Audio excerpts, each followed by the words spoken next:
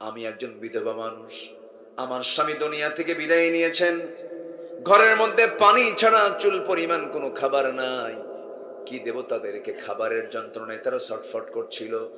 ওমরে ফারুক রাদিয়াল্লাহু তাআলা আনহু কিচ্ছু কথা না বলে মাথা নিচু করে আবার তিনি চলে আসলেন খাদ্য গুদাম থেকে। এক বস্তা আটা নিজের পিঠে বহন করে নিয়ে চলে আসলেন। এসে বললেন, শোনো, বিধবা যখন তোমার আটার বস্তা আবার ফিরে যাবে, আমি ওমর তোমাকে নিজ দায়িত্বে দিয়ে যাব, শুধু খোঁজ খবরটা আমার কানে লাগায় দিবা। সেখান থেকে চলে গেলেন, আরেকটা বাড়ির সামনে গিয়ে দাঁড়ালেন। সেই জায়গায় গিয়ে লক্ষ্য করে দেখেন ভিতর থেকে কান্নার আওয়াজ, বয়স্ক একজন মহিলার কান্নার আওয়াজ, চিৎকার করে কান্নাকাটি করে। প্রশ্ন করছেন, এত গভীর রাতে মহিলা কান্দে কেন, কি হয়েছে? পেটে বাচ্চা, ডেলিভারির সময় হয়েছে, কিন্তু ধাত্রী নাই, নার্স নাই, সন্তান ডেলিভারি হচ্ছে না। কি করবেন? তিনি তো পুরুষ মানুষ। আবার গভীর রাত, সোজা বাড়িতে চলে গেলেন, বউটাকে ডাক দিলেন। ডাক দিয়ে বউয়ের হাত ধরে বলছেন, আল্লাহর কসম করে বলি, আমরা কিন্তু জনগণের শাসক নই, আমরা হলাম জনগণের খাদেম। এই কথা বলে বউটাকে বোরকা পড়ায় নিয়া ওই বাড়ির সামনে গিয়ে দাঁড় করায়া হাত দুটো জড়িয়ে ধরে বলছে, আমার স্ত্রী, আল্লাহর কসম করে বলি, এই ঘরের মধ্যে একজন মহিলা আছে, পেটের সন্তান ডেলিভারি হচ্ছে না, নার্স নাই, আল্লাহ না করুন, আল্লাহ না করুন, যদি এই মহিলার যদি মৃত্যু হয়ে যায়, সন্তান অথবা যদি মা যে কোনো একজন যদি মারা যায়, অথবা দুজন যদি মারা যায়, কিয়ামতের দিন আমি ওমর আমাকে খুনির কাতারে আল্লাহর সামনে দাঁড়াতে হবে। অতএব আমার পক্ষ হয়ে তুমি আমার স্ত্রী, আজকে তোমাকে নার্সের দায়িত্ব পালন করতে হবে। বউটাকে ঘরের মধ্যে ঢুকাইয়া দিলেন। একজন সম্রাটের বউ, একজন খলিফার বউ, তাকে নার্স বানায় ঘরের মধ্যে ঢুকাইয়া দিয়ে সেখান থেকে আস্তে করে আবার অন্যদিকে চলতে লাগলেন।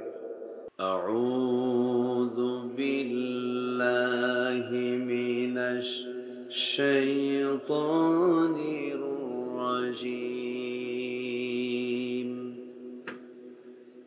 বিসমিল্লাহির রাহমানির রাহিম। ইন্নাল্লাহা ওয়া মালাইকাতাহু ইউসাল্লুনা আলান নাবী يا أيها الذين آمنوا صلوا عليه وسلموا تسليما اللهم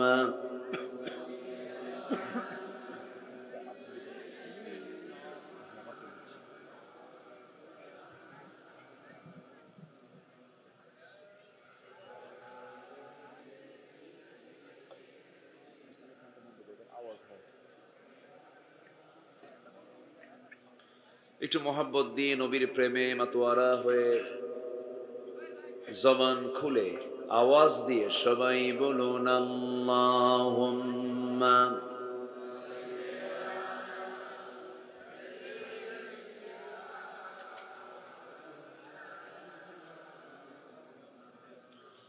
ওয়া আলা আলি।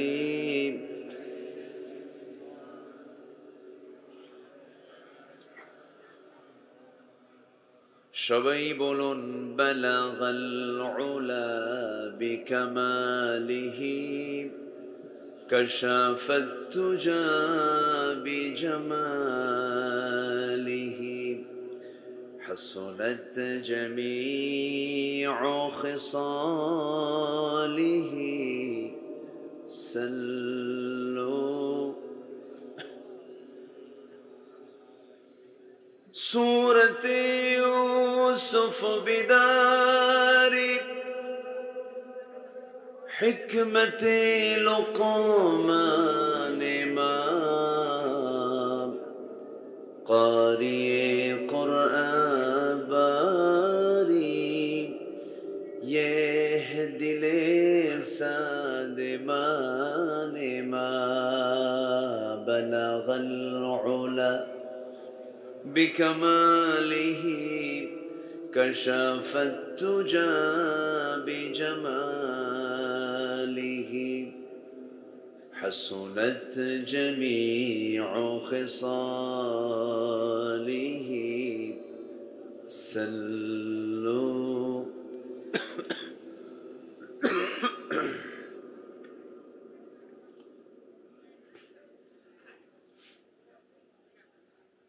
প্রাকৃতিক সৌন্দর্যের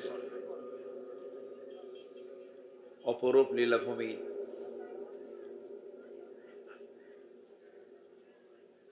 খুলনা অঞ্চলের ঝিনাইদহ জেলার শৈলকুপা উপজেলার রতিডাঙ্গা বোয়ালিয়া হিলফুল ফুজুল যুব সমাজ কর্তৃক আয়োজিত ষষ্ঠ বার্ষিকী তাফসীরুল কোরআন মাহফিল 2024 মহৎ আয়োজনের সম্মানিত সুযোগ্য সভাপতি জনাব মাওলানা ফজলুল হক, আজকের মাহফিলের বরেণ্য অতিথিবৃন্দ, হযরত উলামায়ে কেরাম, ফদলা ইজাম, বিশেষ করে আমার পূর্বে কথা বলেছেন জনাব বিশিষ্ট ওয়াইজ জনাব রিয়াদ ইসলাম বকুল সাহেব,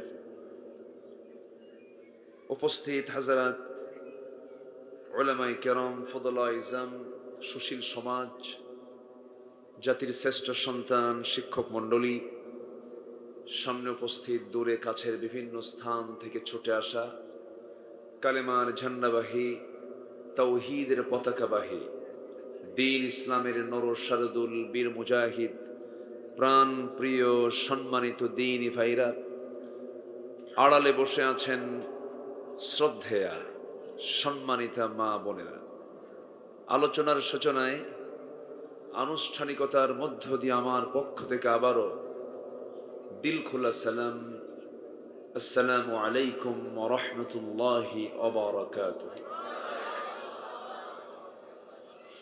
সালামের জবাব একটু ভিজা ভিজা মনে হচ্ছে, অনেক রাত হয়ে গেছে তো কুয়াশায় কেমন যেন মনে হচ্ছে। আসসালামু আলাইকুম ওয়া রাহমাতুল্লাহ। সবাই কেমন আছেন? আমাকে প্রশ্ন করে ফেলেছেন। আল্লাহ তাআলা আমাকে আপনার মতোই, আপনার কাতারেই, আপনার সাথেই রেখেছেন। বলছি আলহামদুলিল্লাহ। সাথে না থাকলে তো আসতে পারতাম না, হসপিটালে থাকতাম অথবা অন্য কোথাও থাকতাম। আসতে পেরেছি জান্নাতের টুকরায়, বসতে পেরেছি রহমতের এমন বরকতময় জায়গায়। শুকরিয়া জ্ঞাপন করছি, প্রাণ খুলে বলে উঠছি আলহামদুলিল্লাহ। আবারও বলছি আলহামদুলিল্লাহ। সবাই চিৎকার মেরে বলছে আল্লাহুম্মা ইন্নী আসআলুকা আল হুদা ওয়াত তুকা ওয়াল আফাফা ওয়াল গিনা। সবাই বলি আল্লাহুম্মা আইন্নি আলা যিকরিকা ওয়া শুকরিকা ওয়া হুসনি ইবাদাতিকা। আমরা আল্লাহ তাআলার শুকর আদায় করে নিলাম। সম্মানিত দ্বীনী ভাইরা, গতকালকে আমার এই সময় মাহফিল শেষ, আমি দোয়া করে সবাইকে বিদায় জানাচ্ছিলাম। আজকে এই সময় আমার মাহফিলটা শুরু হলো। আসলে মাহফিলের মূল যে টাইমটা, এটা কিন্তু মোটামুটি বকুল ভাই কাভার করছে। মানে মাহফিলের যে মূল যৌবন টাইম 9টা থেকে 11টা, এটা হচ্ছে মূল টাইম, যৌবন টাইম। সেই যৌবনকাল পার করে আমি উঠছি বুড়াকালে। এখন এই সময় পেশাবের চাপ, নিম্নচাপ, বিড়ি খাওয়া চাপ, ঘুমের চাপ, বাড়ি যাওয়ার টেনশন, মানে লেখা থাকে আমাদের নামের আগে প্রধান বক্তা, কিন্তু মাহফিলে এসে হয়ে যায় শেষ বক্তা, তাই না? এই সিচুয়েশনই হয়, কিছু করার নাই, এই ট্র্যাডিশন চলে আসছে। চেষ্টা করি, বলি, এরপরেও বোঝে না। যাই হোক, উঠেছে আলোচনায়। আমাকে সময় দেবেন তো নাকি? আমাকে সময় দেওয়া যাবে তো? কারো কোনো সমস্যা নাই? জোরে বলি ইনশা আল্লাহ, আরো জোরে বলি ইনশা আল্লাহ। আসুন আমরা সোজা আলোচনার দিকে চলে যাচ্ছি। সম্মানিত ভাইয়েরা, আমরা দীর্ঘ 16 বছর কথা শুনেছি একটা পরিবেশে, কথা বলেছি একটা পরিবেশে, আর আজকে আমরা যে বসেছি আলোচনা শুনতে, এটা একটা ভিন্ন পরিবেশ আমরা পেয়েছি জাতীয়ভাবে, ঠিক কিনা?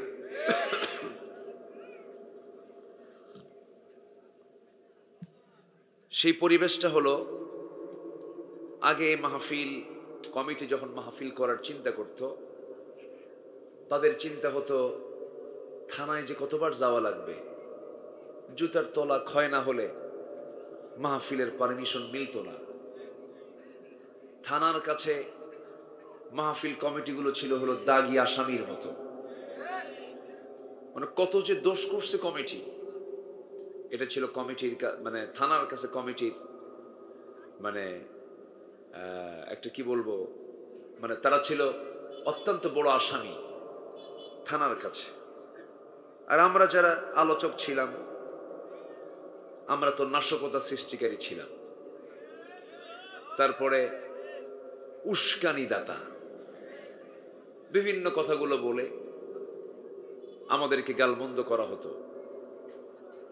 অনেক জায়গায় মাহফিলের দুপুর পর্যন্ত কোনো প্রবলেম নেই, বিকেলবেলা মাহফিল মানে পরিকল্পিতভাবেই বন্ধ করা হতো। এই খেল তামাশাগুলো বিগত 16 বছর দেখেছি। একটা কোরআনের মাহফিলকে ঘিরে, যেখানে কোরআনের আলোচনা হয়, যেখানে মানুষ দিন শেখে, কোরআন শেখে, ইসলাম শেখে, তাও জনগণ তার লাউ আর কুদুবাসার টাকা দিয়ে মাহফিলগুলো চালায়।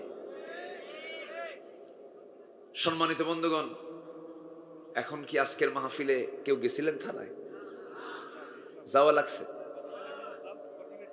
এমনি একটু গেছেন, এটা ফর্মালিটিস মেনটেন করে তারা একটু গিয়েছিলেন। এখন আর যাওয়ার প্রয়োজন হয় না।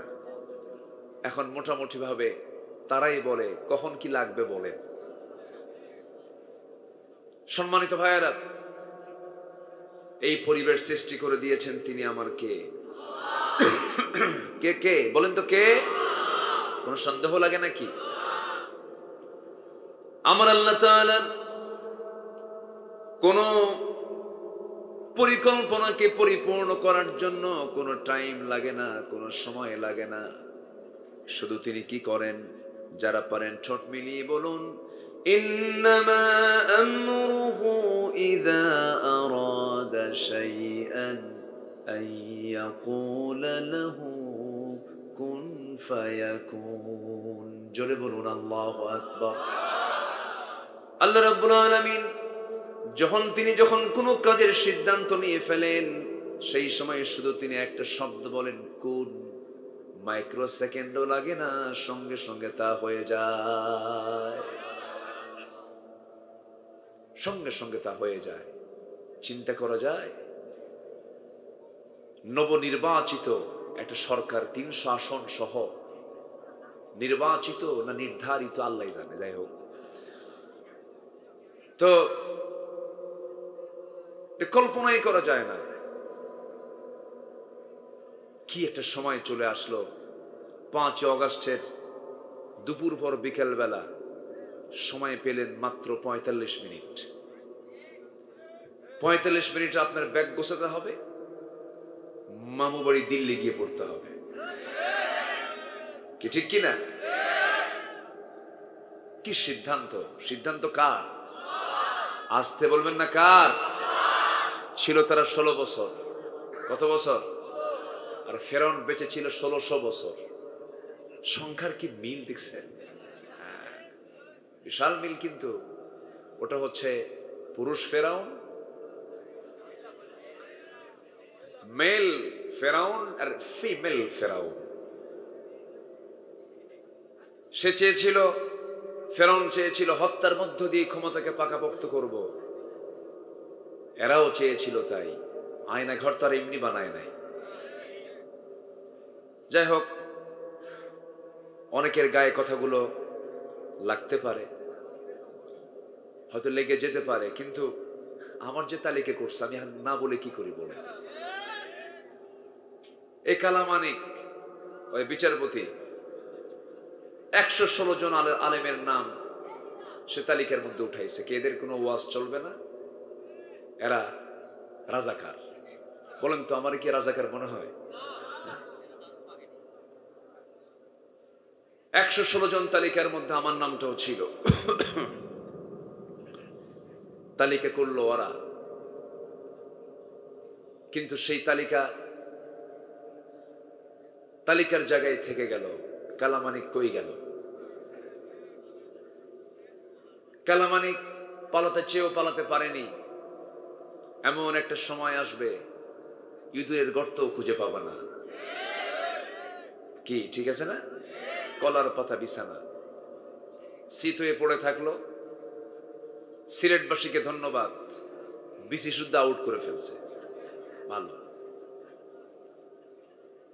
আমাদের দাবি হলো, ওরা যেহেতু আমাদের তালিকা করেছে, আমরা এখন এই দেশে অবস্থান করে আল্লাহর নিয়ামত, আকাশের সূর্য উপভোগ করে, আল্লাহর দেওয়া নিয়ামত সকল কিছু গ্রহণ করে আল্লাহকে বিশ্বাস করে না যারা নাস্তিক মুরতাদ, ওদের তালিকা আমাদের এখন করার সময় হয়েছে।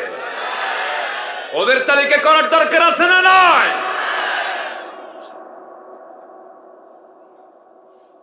ইসলাম 3 অপরাধীকে ক্ষমা করেনি।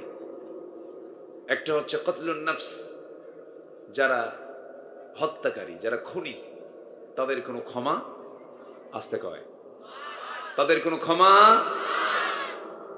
নাম্বার 2 আস-সাইয়্যিবুজ জানি, যারা জেনাকার, বুড়া জেনাকার। কি জেনাকার বলেন? মানে ছোট বয়সী না, বুড়ো বয়সেও জেনা করা বাদ দেয় না, এরকম আকাইম্মা বদমাইশ, কিছু বদমাইশ নেতৃত্ব, চরিত্রহীন নেতৃত্ব আমার দেশে ছিল কি ছিল না বলেন?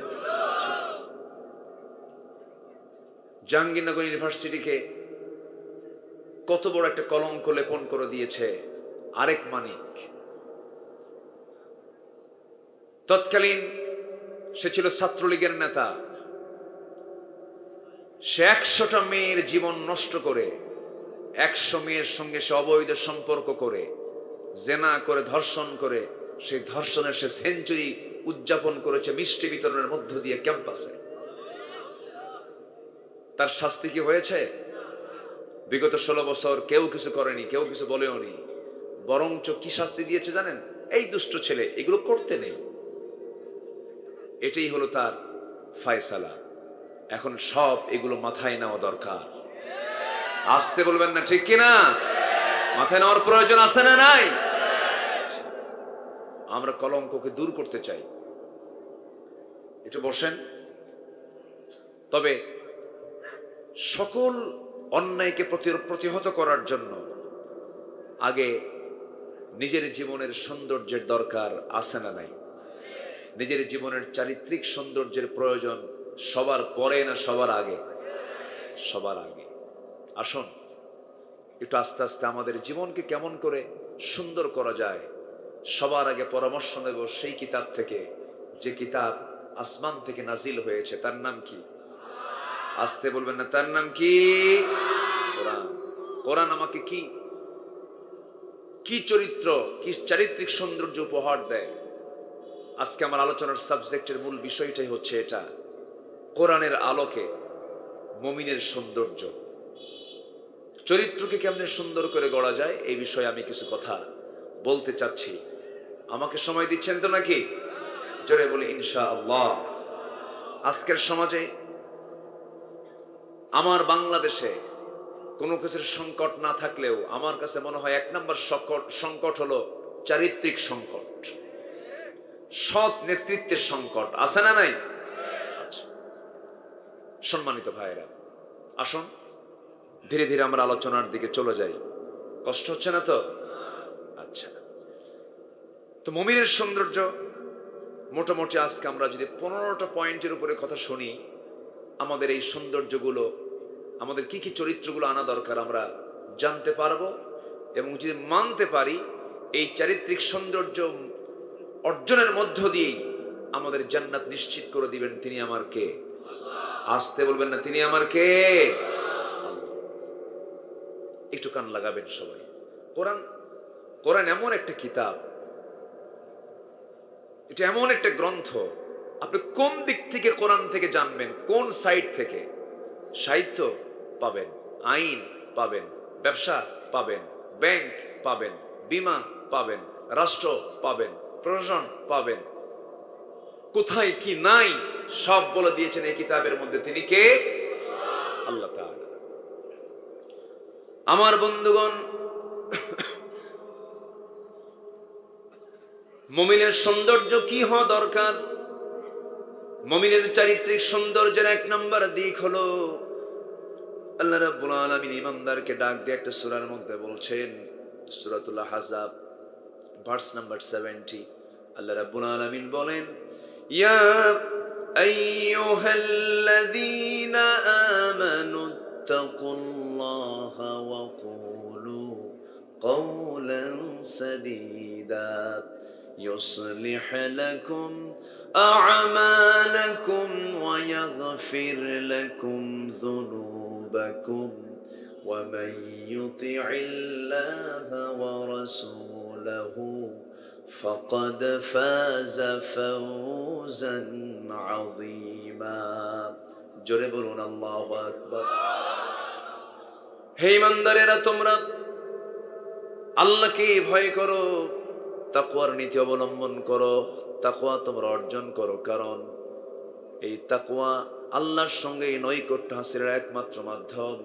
আর তাকওয়াবান ব্যক্তি একমাত্র চারিত্রিক সৌন্দর্যের সকল দিক তার মধ্যে উপস্থিত থেকে যায়। তাকওয়ার গুণ অর্জন করার পরে আল্লাহ রাব্বুল আলামিন বান্দাকে ডাক দিয়ে বলছেন, এবং সাথে একটা আমল করো, সেটা হলো ওয়াকুলু কওলান সাদীদা। তোমরা যখন কথা বলতে যাবে, যখন তোমরা কারোর সঙ্গে বাক্যালাপ করতে যাবে, সেই সময় তোমরা স্ট্রেট ফরওয়ার্ড, সোজা কথা বলো। কি কথা বলো? সোজা কথা বলো, মিথ্যার আশ্রয় নিও না। মনে হয় দোয়া করে দিলে ভালো হয় নাকি? তো এই লোকগুলো ওঠা বসা করে কেন? বসেন। মাইকম্যান কোথায়? মাইকম্যান চতুর্থ আসমানে কেন? মাইক ছাড়া কোথায় যায় সে? সম্মানিত ভাইয়েরা, আওয়াজ এত স্লো করে দিয়ে গেছে কেন? এখানে আসতে বলে। শোনা যাচ্ছে? কম শোনা যায় না? সমস্যা না, আমি তো টের পাচ্ছি। কে আসছে? কই মাইকম্যান? কে? আচ্ছা, ঠিক আছে। এখন কি শোনা যায়? একটু সুন্দর করে সবার কানে কানে দেন, এদিকে আমার কানটাও ঠিক করে দেন। আমি আর কি বলবো, আমি বলতে পারবো তখন যখন মাইক কাভার করতে পারবে, তাই না? এই জন্য এটা সবচাইতে মাধ্যম, গুরুত্বপূর্ণ মাধ্যম হচ্ছে মাইক। হার্ট অফ মাহফিল, মাহফিলের মূল হচ্ছে মাইক। সম্মানিত ভাইয়েরা, তাহলে আল্লাহ তাআলা বলছেন সত্য কথা বলো। আজকে মুসলমান কি, আমার দেশের মুসলমান যারা, হাসা কয় না মিশা কয়? বলেন, হাসা না মিশা? সত্য বলে বেশি না মিথ্যা বলে বেশি? মিথ্যা বলে বেশি।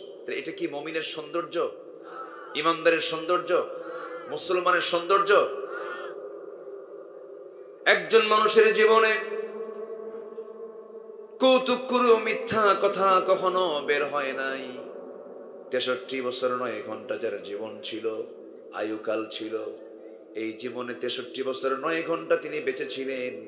তার জীবনে তার মুখ থেকে অযাচিত, অপ্রয়োজনীয়, অপ্রাসঙ্গিক এবং চুল পরিমাণ কৌতুকর মিথ্যা বলেছেন এমন রিপোর্ট তার জীবনে ছিল না। জোরে বলি সুবহানাল্লাহ। তিনি কেউ নন, তিনি হচ্ছেন লাকাদ কানা লাকুম ফি রাসূলিল্লাহি উসওয়াতুন হাসানাহ লিমান কানা ইয়ারজুল্লাহা ওয়াল ইয়াওমাল আখির ওয়া যাকারাল্লাহা কাসীরা। জোরে বলুন আল্লাহু আকবার।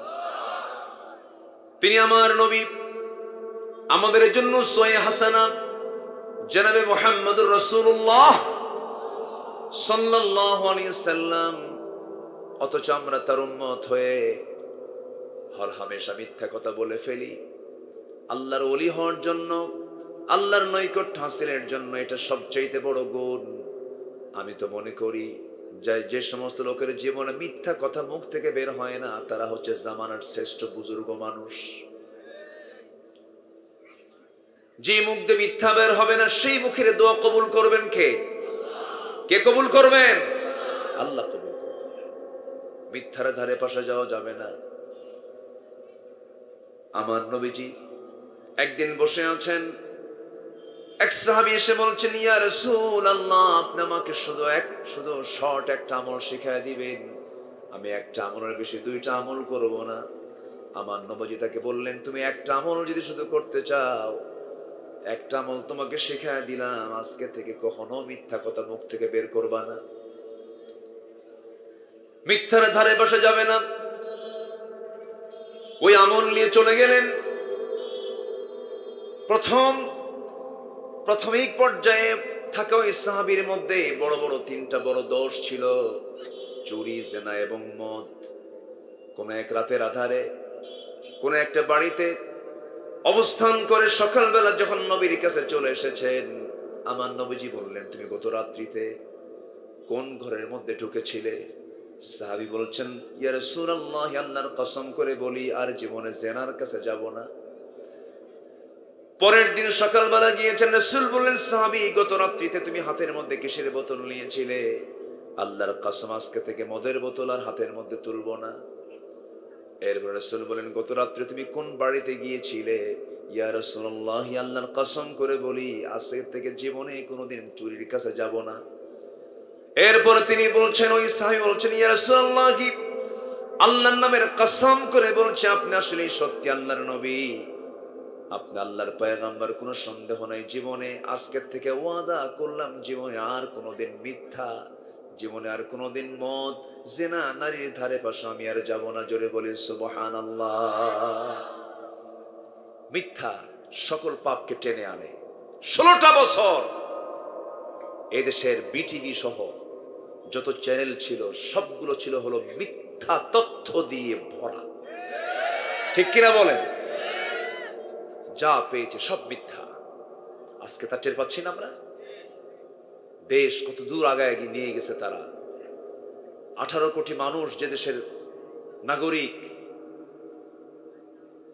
11 লক্ষ কোটি টাকা দেশে ঋণ রেখেছে তারা। কি বলে? 18 লক্ষ কোটি টাকা তারা দেশের ঋণ রেখে গেছে। এর মধ্যে 11 লক্ষ কোটি টাকা তারা নিজেরাই পাচার করে নিয়ে চলে গেছে। কয়েকটা ধরা পড়ছে অবশ্য। এর মধ্যে একজন বিশেষ খ্যাতিমান মানুষ, সালমান এফ রহমান ওরফে বাবা দরবেশ। ঠিক কিনা বলে? মাথার চুলগুলো থেকে শুরু করে নিয়ে পা পর্যন্ত সব সাদা, মানুষটাও সাদা। এত সুন্দর চেহারার মানুষ, মনে হয় আসমান থেকে জিব্রাইল চলে আসছে। এত সুন্দর চেহারা। বাঁচার জন্য কত না কি করলো সবাই তো জানেন কম বেশি। কত চেষ্টা করলো, কত অভিনয় করলো, মাথার চুল কালো বানালো, দাড়িটা রাখলোই না, কেটেই ফেললো। পাঞ্জাবি খুইলা গেঞ্জি পরলো, পায়জামা খুইলা লুঙ্গি পরলো, নৌকায় চড়লো। নৌকায় চড়ার পর সেই নৌকার ভেড়ে না, কোস্টগার্ড ধরে ফেললো বন্ধু আইনমন্ত্রীকে। আইনমন্ত্রী আর চুল কাটবে কেমনে, ওর চুলই তো নাই। দাড়ি কাটবে কেমনে, দাড়ি তো আগের থেকে রাখে নাই, উপায় তো নাই। তা আইনমন্ত্রীকে যখন ধরে নিয়ে যাচ্ছে তখন বলল, আসলাম দুজন, যাব একা, এটা কেমন কথা? হ্যাঁ, কি কথা কি বুঝতেছেন আপনারা? আসলাম সাথে দুইজন একসাথে, আর যাবো এক, এটা কেমন হয়? তখন বলে, ঘটনা কি? আরেকজন আছে তো, ওই যে বসে আছে। কে ওটা? ভালো করে দেখো, চিনবা, ভালো করে দেখো। কেন চিনতেছি না তো, মাথার চুল কালো, মুখের দাড়ি নাই, লোকটা কে চেনা যায় না তো। ভালো করে দেখো, ওটাই দরবেশ। ধরে নিয়ে আসা হলো। এখান থেকে একটা শিক্ষা আছে, জালিম জালিমকেও ছাড় দেয় না, কিন্তু ইমানদার ইমানদারের জীবন রক্ষার জন্য জীবন পর্যন্ত দিতে প্রস্তুত নিয়ে নেয়। ঠিক কিনা? চিন্তা করেন, গোটা দেশের সমস্ত নেতৃবৃন্দ থুইয়া হেলিকপ্টারে চড়ে মারছে, দূর পালাইছে। ইমানদারের চরিত্র এগুলো নয়। আমার নবীজি বদরের প্রান্তরে, উহুদের প্রান্তরে সকল সাহাবে কেরামকে নিয়ে যখন চলে গেছেন, তিনি সবার পেছনে না তিনি সবার আগে? সবার পেছনে না সবার আগে? সবার আগে। এটাই ইমানদারের চরিত্র হওয়া উচিত ছিল। আমার বন্ধুগণ, মিথ্যার কাছে যাওয়া যাবে না। মিথ্যা ধরলাম তো আমি হেরে গেলাম। সত্যের সঙ্গে সর্বক্ষণ থাকতে হবে। মিথ্যার আশ্রয় নেওয়া যাবে না, মিথ্যা অত অপকৌশল করা যাবে না। মিথ্যার ফলাফল হলো জাহান্নাম, সত্যের ফলাফল হলো জান্নাত। আল্লাহ রাব্বুল আলামিন আরেক জায়গায় বলছেন, ওয়াকুলু লিন্নাসি হুসনা। যখন তোমরা মানুষের সঙ্গে কথা বলবে, মিষ্টি করে সুন্দর করে কথা বলো, মিথ্যামূলক কোনো কথা বলতে যেও না। এক নম্বর বিষয় আমরা জানলাম, মোটামুটি 15টা চারিত্রিক সৌন্দর্য যদি কোনো বান্দার মধ্যে চলে আসে, কোরআন যেগুলো শিক্ষা নিতে বলেছে, এই গুণ যদি বান্দার মধ্যে নিয়ে আসে, আল্লাহ রাব্বুল আলামিন বলছেন ওই বান্দার জান্নাতে যেতে কোনো কষ্ট হবে না। আল্লাহু আকবার বলে। নাম্বার 2 হলো আমানত রক্ষা করা। আমানত কি করা? আমানত রক্ষা করা। আমানত রক্ষা মানে হচ্ছে, কই যান, বসেন, কিসের যাওয়া? আপনাকে দেখে আবার একজন চলে যাবে, আপনার ভক্ত আছে না? বসেন, এটা এখানে, ওটা নিচে রাখেন, একটু কষ্ট হচ্ছে, রাখেন। জি আলহামদুলিল্লাহ, খুব সুন্দর কণ্ঠ তো, অনেক সুন্দর আলোচনা করেছেন আজকে। আল্লাহ তুমি আলোচনার মধ্যে বরকত দিয়ে দাও। জোরে বলি আল্লাহুম্মা আমিন। আরো জোরে আল্লাহুম্মা আমিন। আমানত রক্ষা করতে হবে। ক্ষমতা একটা আমানত। ক্ষমতা একটা কি? আমানত। চেয়ার একটা কি? আমানত না? চেয়ার একটা আমানত। সাইয়্যিদনা ওমর ফারুক রাদিয়াল্লাহু তাআলা আনহু অর্ধ দুনিয়ার শাসক। তিনি অর্ধ দুনিয়া, 40টা রাষ্ট্র তিনি চালান। ছোটখাটো না, 40টা রাষ্ট্রের তিনি রাষ্ট্রপ্রধান। যখন ক্ষমতার মসনদে তিনি বসলেন, সেদিন থেকে মৃত্যুর দিন পর্যন্ত একটা রাত তিনি ঘুমাতে পারেননি। একটাই টেনশন, এই আমানত আমার রক্ষা হবে তো?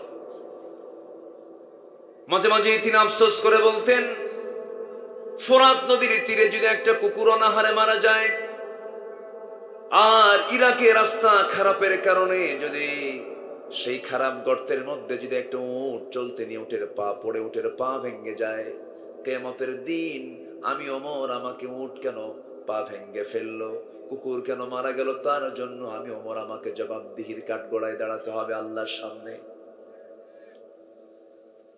কি অনুভূতি তাদের মধ্যে কাজ করেছে, কি চিন্তা তাদের মধ্যে কাজ করেছে। প্রথম খলিফা হচ্ছেন আবু বকর সিদ্দিক রাদিয়াল্লাহু তাআলা আনহু।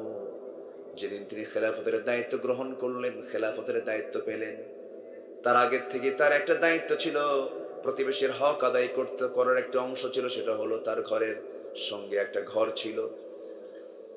সেই ঘরের বাসিন্দা একজন ছিলেন, স্বামী নাই, ছেলে নাই, মেয়ে নাই, সন্তানাদি কেউ নাই, শুধুমাত্র একজন বুড়ি মহিলা ছিলেন, তার খেদমত করার মতো কেউ ছিল না। সাইয়েদনা আবু বকর সিদ্দিক রাদিয়াল্লাহু তাআলা আনহু প্রত্যেক দিন শেষ রাতের দিকে তার রান্না বান্না, কাপড় চোপড় ধোয়া, গোসল করানো সবকিছু সম্পন্ন করে তিনি চলে আসতেন।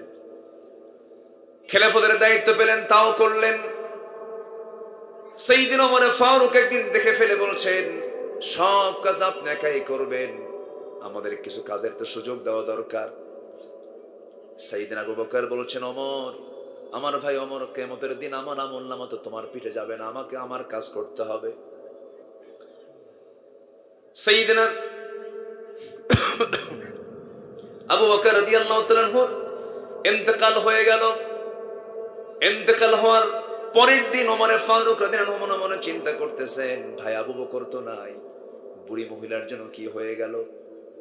সেই বুড়ি মহিলার খেদমত করার জন্য তিনিও চলে গেছেন শেষ রাত্রিতে। খেদমত করলেন, কাপড় চোপড় ধুয়ে দিলেন, খাবার দাবার সম্পূর্ণ করে সবকিছু রেডি করে তিনি দিয়ে বের হয়ে চলে আসলেন। ওই বৃদ্ধা মহিলা জানে না প্রথম খলিফার ইন্তেকাল হয়েছে কিনা, বয়স্ক মানুষ, খবর তার কানে যায় নাই। তার সামনে যে খাবারগুলো পরিবেশন করা হয়েছে এর মধ্যে খেজুর কিছু ছিল, সেই খেজুরগুলো যখন খেতে নিয়েছেন বুড়ি মহিলা, খেজুরের কামড় দেওয়া মাত্রই দেখেন খেজুরের মধ্যে বিচি। অনুমান করলেন, বুঝতে পেরেছে আমার আসল খাদেমার দুনিয়াতে নাই। মানে আবু বকর সিদ্দিক রাদিয়াল্লাহু আনহু যখন ওই বুড়ি মহিলার সামনে যখন খেজুরগুলো দিয়ে দিতেন, খেজুরের বিচিগুলো ফেলে দিয়া খেজুরগুলো শুধু বিচি মুক্ত রেখে তার সামনে রেখে দিতেন, যেন বুড়ি মহিলার খেতে কোনো কষ্ট না হয়। সুবহানাল্লাহ বলবেন না? জোরে বলি সুবহানাল্লাহ। আমার বন্ধুগণ, সেই যুগের মানুষগুলো আবার কেমন ছিল? গভীর রজনী, নিঝুম রাত, ওমর ফারুক রাদিয়াল্লাহু তাআলা আনহু রাতের বেলা তিনি একাকী চলছেন, নির্জন রাত্রিতে ছোট্ট একটা লাঠি নিয়ে একা একা চলতেছেন। তাদের জন্য কোনো প্রটোকল লাগতো না, কোনো মানুষের প্রয়োজন হতো না, তিনি সম্পূর্ণ একাকী চলতেন। কারণ তার দিলের মধ্যে ভয় ছিল একমাত্র কার ভয়? আসতে বলবেন না, কার ভয়? বিগত 16 বছর দেখেছি আতিপাতি নেতার পিছনে 50টা মোটর সাইকেল। কয়টা মোটর সাইকেল? 50-100টা মোটর সাইকেল থাকে। আতিপাতি নেতা, ওগুলো গেল কই? পিটাইয়া সোজা করা দরকার, ঠিক কিনা? অনেক লাফালাফি করেছে, মঞ্চে এসে ডিস্টার্ব করেছে, মঞ্চে এসে ডিস্টার্ব করেছে, আমাদেরকে কথা বলতে দেয়নি। মঞ্চ ওঠার আগে আমাদেরকে ওয়াজ শোনায় দিতে, হুজুর আকাশের ওয়াজ করবেন আর কবরের ওয়াজ করবেন, দুনিয়াটা আমরা দেখে নেব। এগুলো করে করে বহু জুলুম অত্যাচার করেছে। পোস্টারের নাম নাই, মাহফিল বন্ধ হয়ে যাবে, কত কি তারা করেছে। সম্মানিত ভাইয়েরা, সম্মানিত বন্ধুগণ, সকল জুলুমের বিচার করার দায়িত্ব একমাত্র কার? আসতে বলবেন না, কার? সে বিচারও করেছেন তিনি কে? আল্লাহ তাআলা। ওমর ফারুক রাদিয়াল্লাহু তাআলা আনহু একাকী বের হয়েছেন, কেউ নাই তার পাশে। সেই নিঝুম রাত্রিতে চলতে চলতে হঠাৎ করে তিনি একটা ঘরের সামনে গিয়ে দাঁড়ালেন। ঘরের সামনে গিয়ে দাঁড়িয়ে তিনি দুজন মহিলার কথোপকথন শুনতেছেন, কনভারসেশন শুনছেন। মা এবং বেটি তারা গল্প করছে। মা বলতেছে, আমার মেয়ে শোনো, আগামীকালকে বাজার করবো, কি সেই বাজারের টাকাটা পর্যন্ত তেমন নাই। এই যে উটনির দুধ আজকে আমরা দহন করেছি, এই দুধ বিক্রি করেও আমাদের বাজারের টাকা হবে না। এই জন্য উটনির দুধের মধ্যে কিছু পানি ঢুকায় দাও। কি ঢুকায় দাও? পানি ঢুকায় দাও, পানি মিক্স করে দাও। দুধের পরিমাণ বেড়ে যাবে, টাকার পরিমাণটা আমাদের বেড়ে যাবে। এই কথা শোনা মাত্রই মেয়ে বলছে, মা এই কাজটা আমার দ্বারা সম্ভব না, আমি করতে পারবো না। সঙ্গে সঙ্গে মা বলতেছে, হে আমার কলিজার টুকরা মেয়ে, তুমি হয়তো ভাবতেছো ওমর ফারুকের লোকজন এসে দেখে যাবে, ধরে ফেলবে না, এখানে কেউ নাই, রাতের বেলা অন্ধকার কে দেখবে? সঙ্গে সঙ্গে মেয়েটা বলে, মা রাষ্ট্র হয়তো দেখলো না, প্রশাসন হয়তো দেখলো না, কিন্তু মা তুমি আমি দিনের আলোতে যা করি, রাতের আধারে যা করি, যিনি সবচেয়ে বড় রাজ সাক্ষী, সে আল্লাহ আমাদের দেখে ফেলতেছে, আমি তা করতে পারবো না। ওমর ফারুকের কানে কথাগুলো চলে যাচ্ছে, চোখের পানি মুছতে মুছতে বলছে, আল্লাহ, আমার এই রাষ্ট্র সংরক্ষণের জন্য আমার দরকার শুধু না, আমার জনগণটাই যথেষ্ট। যেরকম সুবহানাল্লাহ। দেশ শুধু ভালো হবে রাষ্ট্রপ্রধান দিয়ে নয়, দেশ ভালো করার জন্য দেশের জনগণও ভালো হওয়ার দরকার আছে না নাই? আসতে বলবেন না, আছে না নাই? একটু কান লাগাবেন। শুধু কথা আপনি শুনছেন না, এই প্রযুক্তির কল্যাণে কথাগুলো গোটা দুনিয়ার কোটি কোটি মানুষের কাছে কথাগুলো সাপ্লাই হয়ে যায়। এরা রেকর্ড করছে, লাইভ করছে এই কথাগুলো। গোটা দুনিয়ার 200 রাষ্ট্রে কত বাংলা ভাষাভাষী মানুষগুলো আছে, তাদের কাছে কথাগুলো চলে যাবে, চলে যাচ্ছে। একটু আমাকে কথা শোনার জন্য, আমার কথা শোনার মধ্য দিয়ে, মাহফিলের আলোচনাগুলো শোনার মধ্য দিয়ে একটু সহযোগিতা করবেন।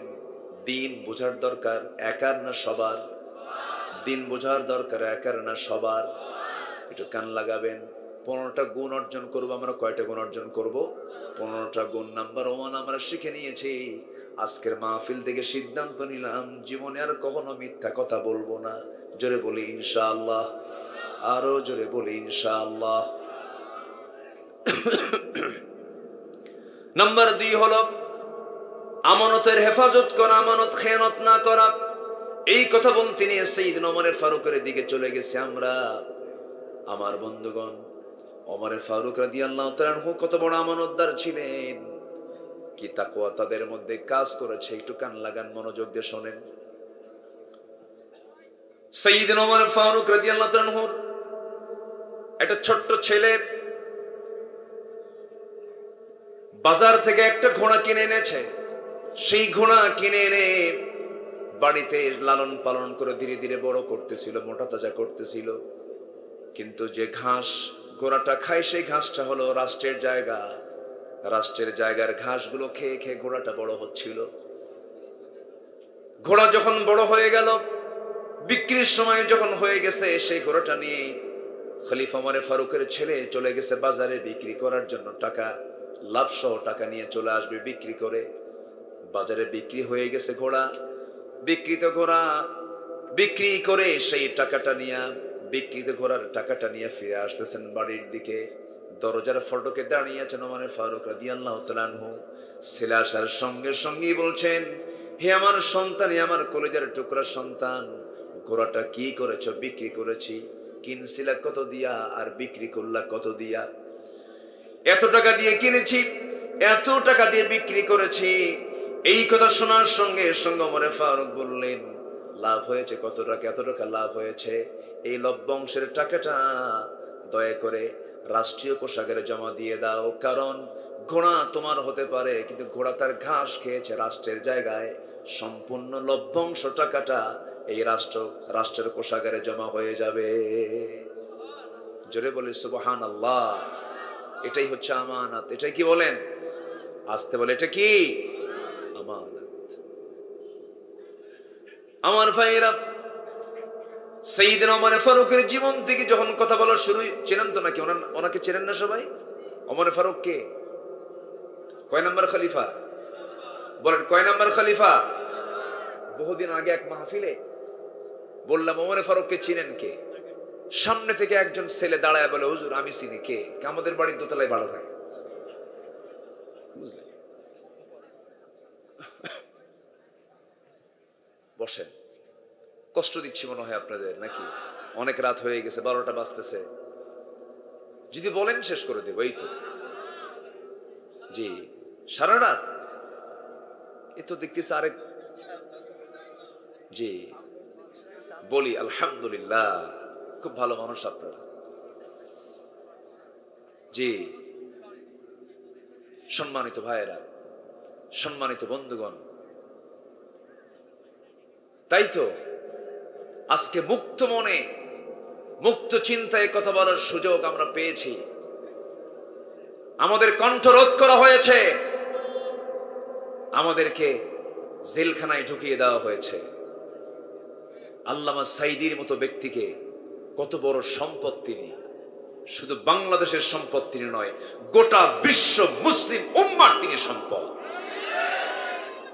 সেই লোকটাকে তিলে তিলে পুড়ে পুড়ে জেলখানায় রেখে সর্বশেষ তাকে পয়জনিং করে বিষ প্রয়োগ করে হত্যা করলো। তাফসীর মাহফিলের এই প্ল্যাটফর্ম থেকে সুস্পষ্ট ভাষায় জানিয়ে দিতে চাই, যেই মেডিকেল টিম কর্তৃক যে সমস্ত কুচক্রান্তকারী কর্তৃক মেডিকেল টিম গঠন করে তাকে পয়জনিং করে হত্যা করা হয়েছে, অবিলম্বে তাদেরকে গ্রেফতার করে চূড়ান্তমূলক শাস্তি নিশ্চিত করা হোক। রাজি আছেন কারা কারা? হাত উঁচু করে দেখান মুসলমান।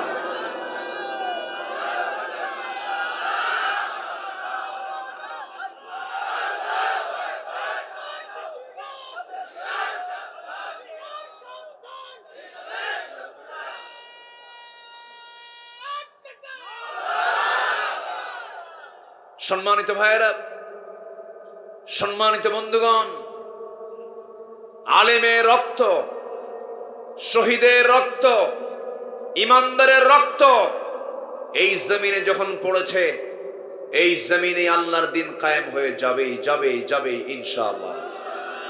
প্রয়োজনে যদি দিন কায়েমের পথে আরো রক্ত দিতে হয়, জীবন দিতে হয়, মাল দিতে হয়, রাজি আছেন? রাজি আছেন কারা কারা? হাত উঁচু করে দেখেন মুসলমান। কেউ তো স্লোগান দেন না, কেউ তো স্লোগান দেন না। দেন স্লোগান দেন।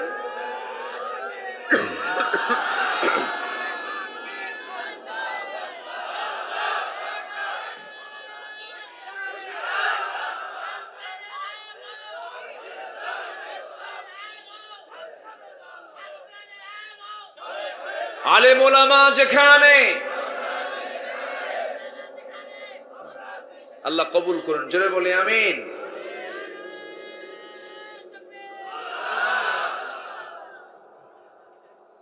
জি হ্যাঁ, খুব ভালো, আলহামদুলিল্লাহ। এই দেশ থেকে ইসলামকে নির্মূল করতে চায়। হ্যাঁ, 5 আগস্টের মাত্র 4 থেকে 5 দিন আগে এই দেশে এতগুলো দল থাকতে একটা দল নিষিদ্ধ হয়েছে, শুধু একটা দল নিষিদ্ধ করেছিল। ওরা একটা দলকে বেশি ভয় পেয়েছিল। সম্মানিত ভাইয়েরা, তারা নির্দিষ্ট একটা দলকে নিষিদ্ধ করতে চায় নাই, তারা চেয়েছিল ইসলামকে নিষিদ্ধ করতে। ইসলাম নিষিদ্ধ করতে গিয়ে তারা নিষিদ্ধ হয়ে গেছে, ঠিক কিনা? আরো ইসলামী দল আমার দেশে আছে না নাই? সেগুলো কি নিষিদ্ধ হয়েছে? হ্যাঁ, বুঝতে হবে, কিন্তু অঙ্ক কষতে হবে। অঙ্ক কষে বুঝতে হবে যে কোনটা তেলবাজ, কারা তেল মারে, কারা সুবিধাবাদী। বিগত 16 বছর বিগত সরকারের যারা তোষামোদী করেছে, তেল মেরেছে, তারাই সবচাইতে বড় মুনাফেক মুনাফেক মুনাফেক। তারা এখনো আছে না নাই? আসতে বলবেন না, আছে না নাই? সোরের মুখে বড় গলা আছে কি না? আছে, বহু চাপা মারে ওরা। কিন্তু খেয়াল রাখতে হবে, সুযোগ সন্ধানী কখনো ইমানদারের বন্ধু হতে পারে না। সাইয়েদনা ওমর ফারুক রাদিয়াল্লাহু তাআলা আনহু কি শাসক ছিলেন! ঘুম হতো না তার। এশার নামাজ তিনি পড়তেন না পড়াতেন? বলেন বলেন। ইসলামের খলিফারা কি নামাজ পড়েছেন না পড়িয়েছেন? হ্যাঁ। রাষ্ট্রপতি পড়বে না পড়াবে? বলেন, পড়বে না পড়াবে? মোষ থাকবে না দাড়ি থাকবে? চপ্পু চপ্পু।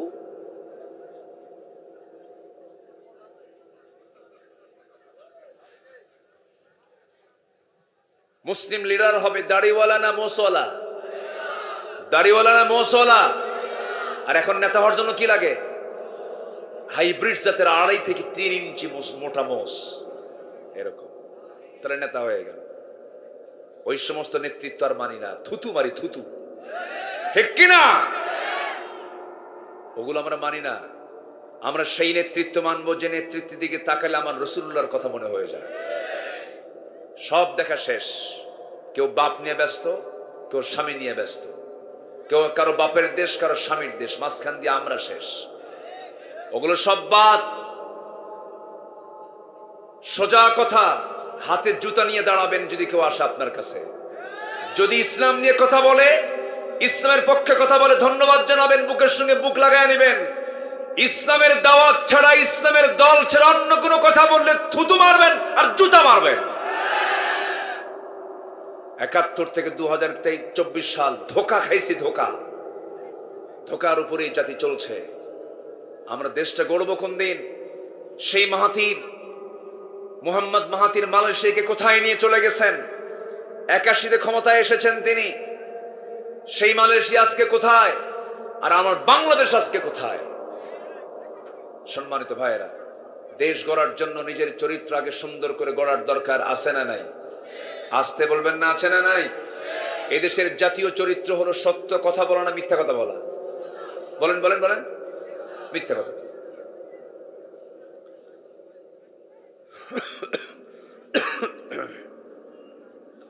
আমার বন্ধুগণ, সাইয়্যিদনা ওমর ফারুক রাদিয়াল্লাহু তাআলা আনহু অর্ধ দুনিয়া শাসন করেন। কি মানুষ! এশার নামাজ একদিন পড়ালেন, একটা রাতের কথা বলে আবার পয়েন্টের দিকে আস্তে আস্তে যাব। আমানতদারিতা কি এটা বোঝানোর জন্য বলছি আমি।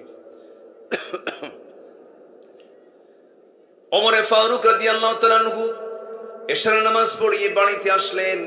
বউকে বললেন, বউ আমার দ্রুত গতিতে কিছু খাবার দিয়ে দাও, খাবার খাবো। খাবার খেয়ে বললেন, থাকো, আমার জনগণকে না দেখলে আমার ভালো লাগে না। কি যেন সমস্যায় আছে আমার প্রতিবেশীগুলো, আমি একটু দেখে আসি। খাবার দাবার সম্পূর্ণ করে আস্তে করে বের হয়ে গেলেন। হঠাৎ করে প্রতিবেশীর ঘর থেকে বিকট আওয়াজ, কান্নার আওয়াজ তার কানে চলে এলো। সামনে গিয়ে দাঁড়িয়ে বললেন, এই বাড়িতে কি মহিলা নাই? এই বাড়িতে কি মা নাই? সন্তান কান্নাকাটি করছে, মা কিছু বলে না। সঙ্গে সঙ্গে মহিলার সামনে বের হয়ে এসে বলতেছে, আমি একজন বিধবা মানুষ, আমার স্বামী দুনিয়া থেকে বিদায় নিয়েছেন, ঘরের মধ্যে পানি ছাড়া চুল পরিমাণ কোনো খাবার নাই, কি দেব তাদেরকে? খাবারের যন্ত্রণায় তারা ছটফট করছিল। ওমর ফারুক রাদিয়াল্লাহু তাআলা আনহু কিচ্ছু কথা না বলে মাথা নিচু করে আবার তিনি চলে আসলেন। খাদ্য গুদাম থেকে ১ বস্তা আটা নিজের পিঠে বহন করে নিয়ে চলে আসলেন। এসে বললেন, শোনো, বিধবা যখন তোমার আটার বস্তা আবার ফিরে যাবে, আমি ওমর তোমাকে নিজ দায়িত্বে দিয়ে যাব, শুধু খোঁজ খবরটা আমার কানে লাগায় দিবা। সেখান থেকে চলে গেলেন, আরেকটা বাড়ির সামনে গিয়ে দাঁড়ালেন। সেই জায়গায় গিয়ে লক্ষ্য করে দেখেন ভিতর থেকে কান্নার আওয়াজ, বয়স্ক একজন মহিলার কান্নার আওয়াজ, চিৎকার করে কান্নাকাটি করে। প্রশ্ন করছেন, এত গভীর রাতে মহিলা কান্দে কেন? কি হয়েছে? পেটে বাচ্চা, ডেলিভারির সময় হয়েছে, কিন্তু ধাত্রী নাই, নার্স নাই, সন্তান ডেলিভারি হচ্ছে না। কি করবেন? তিনি তো পুরুষ মানুষ। আবার গভীর রাত, সোজা বাড়িতে চলে গেলেন, বউটাকে ডাক দিলেন। ডাক দিয়ে বউয়ের হাত ধরে বলছেন, আল্লাহর কসম করে বলি, আমরা কিন্তু জনগণের শাসক নই, আমরা হলাম জনগণের খাদেম। এই কথা বলে বউটাকে বোরকা পড়ায় নিয়া ওই বাড়ির সামনে গিয়ে দাঁড় করায়া হাত দুটো জড়িয়ে ধরে বলছে, আমার স্ত্রী, আল্লাহর কসম করে বলি, এই ঘরের মধ্যে একজন মহিলা আছে, পেটের সন্তান ডেলিভারি হচ্ছে না, নার্স নাই, আল্লাহ না করুন যদি এই মহিলার যদি মৃত্যু হয়ে যায়, সন্তান অথবা যদি মা যে কোনো একজন যদি মারা যায়, অথবা দুজন যদি মারা যায়, কিয়ামতের দিন আমি ওমর আমাকে খুনির কাতার আল্লাহর সামনে দাঁড়াতে হবে। অতএব আমার পক্ষ হয়ে তুমি আমার স্ত্রী, আজকে তোমাকে নার্সের দায়িত্ব পালন করতে হবে। বউটাকে ঘরের মধ্যে ঢুকাইয়া দিলেন। একজন সম্রাটের বউ, একজন খলিফার বউ, তাকে নার্স বানায় ঘরের মধ্যে ঢুকাইয়া দিয়ে সেখান থেকে আস্তে করে আবার অন্যদিকে চলতে লাগলেন। চলতে চলতে লাঠি একখান নিয়ে একাকি চলতেছেন। হঠাৎ করে একটা ছোট্ট কুটির ঘর থেকে গুনগুন গুনগুন করে যেন একটা আওয়াজ তার কানে চলে আসলো। মহিলা কি যেন গুনগুন করে গায়। কান পেতে পেতে কথাগুলো শুনলেন, কিন্তু কথার ভাষা হলো বিরহের গান। একটা নারী একটা পুরুষকে পাইতে গিয়ে যে গানগুলো গায়, সেই গান তিনি গাচ্ছে, ওই মহিলা গাচ্ছিল। মহিলার কণ্ঠে সে আওয়াজগুলো চলে আসতেছে। এমন জোরে ধমক মেরেছেন, এক ধমকে গান বন্ধ হয়ে গেছে। দরজার কাছে নক করছেন, দরজা খুলো। কি? ঘরের মধ্যে গান গাও। দরজার খুলে না, পিছন দিক থেকে চলে গেলেন।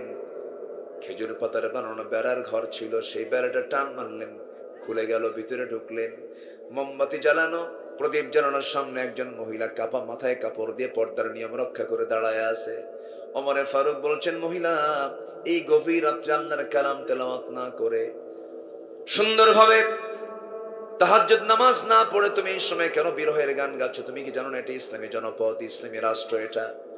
এবার মহিলা ওমরে ফারুককে চিনতে না পেরে বলতেছে, হ্যাঁ, এটা আমার বড় দোষ হয়ে গেছে, কিন্তু আমি গান গেয়েছি, এটা আমার একটা অপরাধ হতে পারে, কিন্তু তুমি আমার ঘরের মধ্যে ঢুকে একটা দুইটা নয়, 3 থেকে 4টা তুমি বড় বড় ভুল করে ফেলেছো। কি কি ভুল করেছে আমি বলো? মহিলা বলতেছে, আপনি ঘরের মধ্যে ঢুকবেন, অনুমতি তো নেন নাই, সালামও তো দেন নাই। লা তাদখুলু বুয়ুতান গায়রা বুয়ুতিকুম হাত্তা তাস্তানিসু ওয়া তুসাল্লিমু আলা আহলিহা। সালাম দিলেন না, অনুমতিও নিলেন না। নাম্বার 3 হলো, আপনি আমার ঘরের মধ্যে ঢুকবেন দরজা দিয়ে নয়, আপনি বেড়া দিয়ে ঢুকলেন, বেড়াটা ভাঙলেন, আমার সম্পদের ক্ষয়ক্ষতি হয়ে গেল। নাম্বার 4, আপনি একজন পরপুরুষ, আমি একজন পরনারী, আমার পর্দার খেলাফ হয়ে গেছে, আপনি আমার ঘরের মধ্যে ঢুকেছেন, আমার স্বামী আমার ঘরে নাই। এই সমস্ত ভুলগুলো আপনি করে ফেলেছেন, আমি আপনাকে ছাড় দেব না। ওমরে ফারুক বলছেন, তুমি কি করবে বলো? আগামীকাল সূর্য উদয় হওয়ার সঙ্গে সঙ্গেই আমি তোমার বিরুদ্ধে ওমরের আদালতে গিয়ে মানহানির মামলা দায়ের করব। কার সামনে বলে? আসতে বলে, কার সামনে বলে? সাইয়েদনা ওমর ফারুকের সামনে এই কথাটা বলে ফেলতেছেন। ওমর ফারুক তো মুস্কি মুস্কি হাসি মারেন। এবার তিনি বলছেন, শোনো, যে ওমরের আদালতে তুমি যাবি, আমার তো মনে হয় ওমর মানুষটা খুব একটা ভালো না, নিজেকে নিজে ভালো বলা যায় নাকি বলেন? বলে ফেলেছেন। এবার মহিলা খেপে গিয়ে বলে, দোষ তো তোমার আরেকটা যোগ হলো, গোটা পৃথিবীর ভিতরে যে ওমরের নামটা সবার ঊর্ধ্বে, যিনি হচ্ছেন অর্ধ দুনিয়ার একমাত্র ন্যায়বান শাসনকর্তা ওমরে ফারুক, তার বিরুদ্ধে তুমি কথা বলো, দোষ আর একটা যোগ হলো, আমি তোমাকে ছাড় দেব না। ওমরে ফারুক বলছেন, ঠিক আছে, আমি দোষ করেছি, আমি ভুল করেছি, তুমি যে দোষটা করেছো, তুমি গান গুনগুন করে গাচ্ছ কেন, এর কারণটা কি? এবার মহিলা বলতেছে, গান গাওয়ার কারণ হলো, আজ থেকে 4 মাস আগে আমার স্বামীর সঙ্গে আমার বিয়ে হয়ে যায়। বিয়ে হওয়ার পরে মাত্র 3 থেকে 4 রাত আমি তাকে কাছে পেয়েছিলাম। আমাদের দাম্পত্যময় জীবনটা খুব আনন্দময়, খুব সুন্দর মুহূর্ত কাটছিল। এমন সময় ওমর ফারুকের লোকজন চলে এলো সীমান্ত প্রহরায় নিয়োগ দেওয়ার জন্য, আমার স্বামীকে নিয়ে চলে গেল। আজকে 4 মাস গত হতে চলে, আমার স্বামী কোথায় আছে, কি অবস্থায় আছে, আমার কানে পর্যন্ত কেউ সংবাদ দেয় নাই। হঠাৎ করে গভীর রাত, ঘুমটা ভেঙে গেছে, স্বামীর প্রতি প্রেম নিবেদন চলে আসছে, প্রেমটা জেগে উঠছে। সে আমার বৈধ স্বামী, লিগ্যাল স্বামীকে কাছে পাওয়ার জন্য আমি গভীর রাত্রিতে গুনগুন করে বিরহের গান গাচ্ছিলাম। ওমরে ফারুক মনে মনে চিন্তা করছেন, দোষ তার একটা যোগ হলো। আল্লাহু আকবার বলবেন না? আমানত, ক্ষমতা পাইলেই আপনি বড় কিছু হয়ে গেছেন না। যার যত বড় দায়িত্ব, তার তত বড় জবাবদিহিতা। কার আদালতে? আল্লাহর আদালতে। শুনবেন কথা, শুনবেন? আগ্রহ আছে? কিন্তু পড়ন্ত বেলায় আমাকে তুলে দিয়েছেন। সবার মধ্যে ক্লান্তির ভাব, কেউ কেউ এরকমও করতেছে, দেখতেছি তো। সম্মানিত ভাইয়েরা, খুব ভালো মানুষ আপনারা, আলহামদুলিল্লাহ, আলহামদুলিল্লাহ বলেন। এশার নামাজ হয়েছে তো? এশার নামাজ হয়েছে? ফজর হবে? ফজর হবে তো ইনশাআল্লাহ? জি, আল্লাহ কবুল করুন, জোরে বলি আমিন। আচ্ছা, তাহলে 15টা গুণ আমরা আজকে শিখে যাব নিজের জীবনের চরিত্রকে সুন্দর করার জন্য, আচার আচরণের শৃঙ্খলা ফিরে আনার জন্য। কোরআন শিক্ষা দিয়েছে। কি শিক্ষা দিয়েছে? কোরআন। 1 নম্বর হচ্ছে সঠিক কথা বলো, নাম্বার 2 হচ্ছে আমানত রক্ষা করো। আল্লাহ রাব্বুল আলামিন বলেন, ইন্নাল্লাহা ইয়া'মুরুকুম আন তু'আদ্দুল আমানাতি ইলা আহলিহা ওয়া ইযা হাকামতুম বাইনান নাসি আন তাহকুমু বিল আদল ইন্নাল্লাহা নি'মা ইয়া'ইযুকুম বিহি ইন্নাল্লাহা কানা সামিআন বাসীরা। জোরে বলুন আল্লাহু আকবার। নাম্বার 3 হলো ইনসাফ কায়েম করা, সদরাচরণ, সুন্দর আচরণ করা। কোরআনে কারীমের মধ্যে একটা আয়াত আছে, যে আয়াতটা হলো সবচাইতে ওয়েটফুল আয়াত, যে আয়াতটা প্রত্যেকটা খতিব জুমার দিনে পড়েন। আয়াতটা পড়লেই সবার কমন মনে হয়ে যাবে, যারা পারেন ঠোঁট মিলিয়ে বলুন, ইন্নাল্লাহা ইয়া'মুরু বিল আদলি ওয়াল ইহসান ওয়া ইতা'i যিল কুরবা ওয়া ইয়ানহা আনিল ফাহশাই ওয়াল মুনকারি ওয়াল বাগি ইয়া'ইযুকুম লা'আল্লাকুম তাযাক্কারুন। জোরে বলুন আল্লাহু আকবার। নাম্বার 4 হলো ধৈর্য এবং ক্ষমার বিরল দৃষ্টান্ত। ধৈর্য এবং ক্ষমা থাকতে হবে। আল্লাহ রাব্বুল আলামিন বলেন, ওয়ালামান সাবারা ওয়া গাফারা ইন্না যালিকা লামিন আজমিল উমুর। জোরে বলুন আল্লাহু আকবার। এজন্য আমরা ধৈর্যের পরিচয় দেব। বিয়ে আগে না ধৈর্য আগে? ব্যবসা আগে না ধৈর্য আগে? বলেন বলেন। মাহফিলে বসা আগে না ধৈর্য আগে? নামাজ আগে না ধৈর্য আগে? দেখবেন জুমার দিন কিছু কিছু মুসল্লি সবার পরে যায় আর সবার আগে বের হয়, আছে না? আবার খতিব যদি 1:30 পর্যন্ত খুতবা দেওয়ার নিয়ম, কথা বলতে নিয়ে যদি 1:40 বানায় ফেলে, খালি ঘড়ি দেখে মুসল্লি খুতবা দেয় হুজুর, আছে না? এরকম আছে না? যিনি খতিব তিনি খুতবা দিবেন, তিনি ঘড়ি দেখবেন। মুসল্লি কি ঘড়ি দেখার দায়িত্ব না? ঘড়ি দেখা মুসল্লি কিছু আছে না নাই? তাহলে কি ধৈর্য আছে ওর? মাঝে মাঝে আবার খতিবকে হুমকিও মারে, হুজুর আমাদের কি সময়ের দাম নাই? এরকম করে কথা বলে, আছে কি না? আছে। সম্মানিত ভাইয়েরা, ধৈর্যের পরিচয় আগে দিতে হবে। ধৈর্য ছাড়া কোনো কিছুই হবে না। বিয়ের এই দাম্পত্যময় জীবনে চরম ধৈর্যের পরিচয় দিতে হয়। প্রায় আমাদের ফোনে ফোন আসে তালাক সংক্রান্ত, প্রায় ম্যাক্সিমাম টাইম এই ফোনটা আসে। সেই তালাক দিতে হবে কাছাকাছি থেকে কথা বলে, স্টেপ বাই স্টেপ। কোরআন যেভাবে তালাক দিতে বলেছে 3 তুহুরে তালাক দিতে হবে। তা না করে আছে মালয়েশিয়া ছেলে, বউ আছে কুষ্টিয়া, হ্যাঁ বেসে দিয়া, ওখান থেকে ফোনে ফোনে ভিডিও কলে কথা বলতে বলতে কি যেন নিয়ে গন্ডগোল লাগছে, একসঙ্গে রাগের ঠেলায় বলে দিছে, যা তোরে 100 তালাক দিয়ে দিলাম। আওয়াজ বাড়ান তো, এত শক্তি লাগতেছে কেন? 100 তালাক দিয়ে দিলাম। তালাক দিয়া আমাদের ফোন দিয়ে বলে, হুজুর কাম তো সারছে কি, বউরে তালাক দিছি। কেমন করে? হুজুর 100 তালাক দিছি। তালাক কি 100 আছে? 100 তালাক হয়? আত-তালাকু মাররাতান। এই যে কেবলই মোবাইল করছে, ঢাকা থেকে একজন সমস্যা করছে। প্রায় এই অবস্থা হচ্ছে। এই কথাটা বলা দরকার, এই কথাটা যাওয়া দরকার, এটা ঘন ঘন যাওয়া দরকার। অসংখ্য পরিবার আছে যারা স্বামী স্ত্রীর পরিচয় দিয়ে সংসার করছে, কিন্তু এই সমস্ত তালাকের কারণে জেনা হচ্ছে। ঠিক কিনা? বাস্তব এটা। ফ্যান অফ করুন। হ্যাঁ, সম্মানিত ভাইয়েরা, এরপরে তালাক দিয়া পরে আমাদের ফোন দিয়ে বলে, হুজুর কাম তো সারছে, এই করছে। কি বলছেন হুজুর? 100 তালাক দিছি, সাথে শাশুড়িও তালাক দিছি। শাশুড়ি তালাক হয়? শাশুড়ি তালাক হয়, তালাক তো হয়। কেন? কে শাশুড়ির উপরে রাগটা আরো বেশি দিল। শেষ পর্যন্ত বলে ফেললো, হুজুর ভুল তো করেই ফেলছি, এখন কি করা যায়? এটাকে নেওয়ার কি কোনো সুযোগ আছে?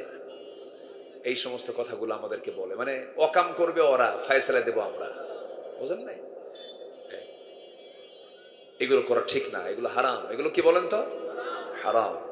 আল্লাহ তুমি বিকৃত পন্থা থেকে যাদেরকে হেফাজত করো, জোরে বলি আল্লাহুম্মা আমিন। ধৈর্য থাকতে হবে, ক্ষমা থাকতে হবে।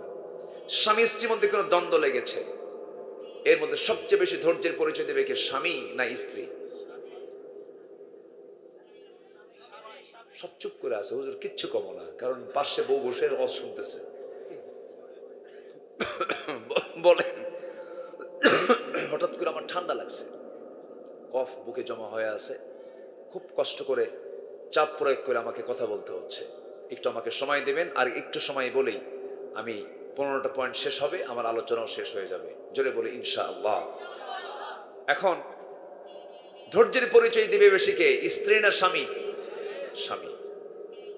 স্ত্রী যে দেবে না তা না, অবশ্যই দিতে হবে, কিন্তু আল্লাহ তাআলা স্ত্রীদের ধৈর্য দিয়েছেন এক জায়গায়, আর আপনার ধৈর্য দিয়েছেন আরেক জায়গায়। যেরকম সন্তান কোলে নিয়ে থাকা, সন্তান লালন পালন করা, এটাতে এগিয়ে কে, স্বামী না স্ত্রী? বাবা না মা? মা আগায় আছে, আপনি পারবেন না। 1.5 বছরের সন্তানকে যদি আপনার কোলে উঠায় দিয়া, অথবা 1.5 মাসের সন্তান আপনার কোলে উঠায় দিয়া বলে তুমি 2 দিন একটু দেখো, 2 দিন কেন, 2 ঘন্টার পরেই সন্তান আছাড় মারা শেষ। এটার নাম হলো পুরুষ। এটার নাম কি বলেন? পুরুষ। পুরুষ পারবে না। এই ধৈর্য আল্লাহ তাআলা কাকে দিয়েছেন? নারীকে দিয়েছেন। আমার ভাইয়েরা, কিন্তু নেতৃত্ব দেওয়ার ক্ষেত্রে, পরিচালনার ক্ষেত্রে, সকল ক্ষেত্রে আল্লাহ রাব্বুল আলামিন ধৈর্যের পরিচয় পুরুষকে দিতে বলেছেন। আমার নবীর 4টা স্ত্রী একদিন সামনে বসে বলতেছে, হুজুর আমাদের 4 জনের মধ্যে একটা দ্বন্দ্ব লেগেছে। কি দ্বন্দ্ব? আপনি মূলত এই 4 জনের মধ্যে আপনি কাকে সবচাইতে বেশি ভালোবাসেন? রাসূল মুস্কি হাসি মেরে মনে মনে চিন্তা করেন, কার নাম বলে আমি কার কি করব, কেমনে বলি, জবাবটা কেমনে দেই? জবাব দিলেন না, শুধু বললেন, যাও, যে প্রশ্ন তোমরা আমাকে করেছো এটার জবাব দেওয়ার জন্য একটু সময় লাগবে আমার, আমি আগামীকালকে সকালে বলবো, যাও। পাঠায় দিয়েছেন। পাঠায় দিয়া রাতের বেলা করলেন কি, 2টা করে খেজুর প্যাকেট করে প্রথমে আম্মা জান আয়েশার ঘরে গিয়ে বলছেন, আয়েশা আমি তোমাকে দারুণ লাইক করি, আহিব্বুক, আই লাভ ইউ। কি বউকে বলা জায়েজ আছে না নাই? আসতে বলে, আছে না নাই? পরের বউ না নিজের বউ? হ্যাঁ, এটা যেন মনে থাকে। আবার আমার নবীজি বলছেন, আয়েশা আমি তোমাকে দারুণ ভালোবাসি, এই যে 2টা খেজুর তোমাকে ভালোবাসে দিয়ে গেলাম, এই কথা যেন অন্য কোন স্ত্রী কানে না যায়। 2য় ঘরে গিয়ে তাই বললেন, 3য় ঘরে গিয়ে তাই বললেন, 4র্থ ঘরে গিয়ে বললেন একই কথা, খেজুর 2টা করে দিয়ে আসলেন। পরের দিন সকালবেলা 4 জন স্ত্রী বুক ভরা আশা নিয়ে মনে মনে ভাবতেছে, হুজুর তো আজকে আমার কথা বলবেন। ঘরের মধ্যে আমার নবীজি 4 স্ত্রীকে নিয়ে বসলেন। এবার বলতেছে, হুজুর আপনি বলবেন আজকে আমাদেরকে আপনি কাকে সবচেয়ে বেশি ভালোবাসেন? রাসূল বলছেন, আমি তাকেই সবচেয়ে বেশি ভালোবাসি যাকে গত রাত্রিতে লুকায় লুকায় 2টা খেজুর দিয়ে আসছি। যা সুবহানাল্লাহ। কি কথা বোঝা গেল? এটার নাম হচ্ছে ব্যালেন্স, ধৈর্য, ইনসাফ। আল্লাহু আকবার বলেন।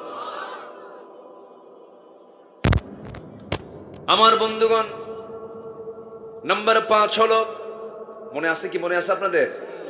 নাম্বার 1 হলো সত্য কথা বলা, নাম্বার 2 হলো আমানত রক্ষা করা, নাম্বার 3 হলো ইনসাফ কায়েম করা, নাম্বার 4 হলো ধৈর্য ক্ষমার দৃষ্টান্ত উপস্থাপন করা, নাম্বার 5 হলো আল্লাহর ভয়ে কাঁদতে কাঁদতে সেজদায় লুটিয়ে পড়া। আল্লাহর জন্য কাঁদতে হবে। এই পৃথিবীতে আল্লাহ ছাড়া যে অন্যের কাছে কান্দে সে লস। সে কি? লস। বউয়ের জন্য কাঁদবেন, লস। মেয়ের জন্য কাঁদবেন, লস। ছেলের জন্য কাঁদবেন, লস। সম্পদের জন্য কাঁদবেন, লস। দুনিয়ার যার জন্য আপনি কান্নাকাটি করবেন সব লস প্রজেক্ট। কিন্তু একটা কান্নায় উপকারে আসবে, যে আল্লাহর ভয়ে কাঁদবে, লুটিয়ে পড়বে, সেজদায় পড়বে। ওই 1 ফোঁটা চোখের পানি যদি আল্লাহর দরবারে মঞ্জুর হয়ে যায়, 7টা জাহান্নাম নিভে দিয়ে আল্লাহ রাব্বুল আলামিন তাকে জান্নাত দিয়ে দিবে।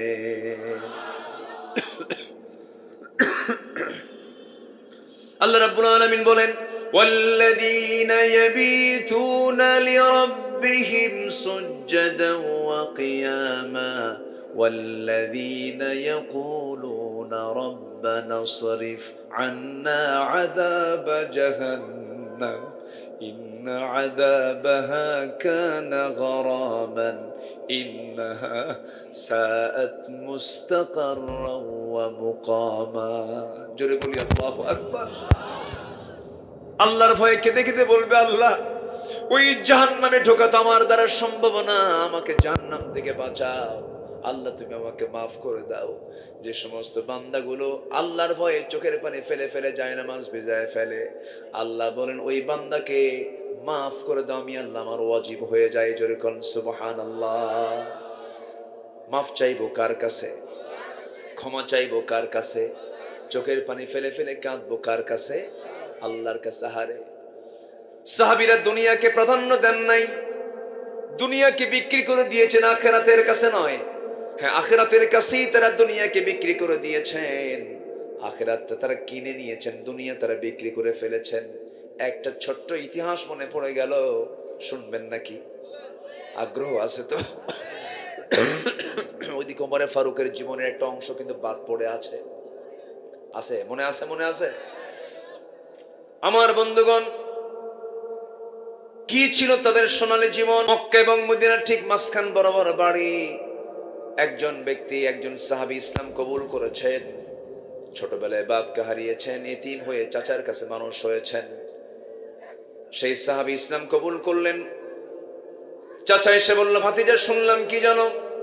এবারে ভাতিজা বলছে, আপনি শুনবেন কেন? দেখেন, লা ইলাহা ইল্লাল্লাহ। এই আচরণ দেখে চাচা বলে ফেললো, তুই কি জানিস তোর সমস্ত সম্পদ আমি জোর করে দখল করে নেব? কে চাচা, জোর করে দখল করার দরকার নাই, আমি আপোষে সব দিয়ে দিলাম, ঈমান আমার বড়। যেরকম সুবহানাল্লাহ।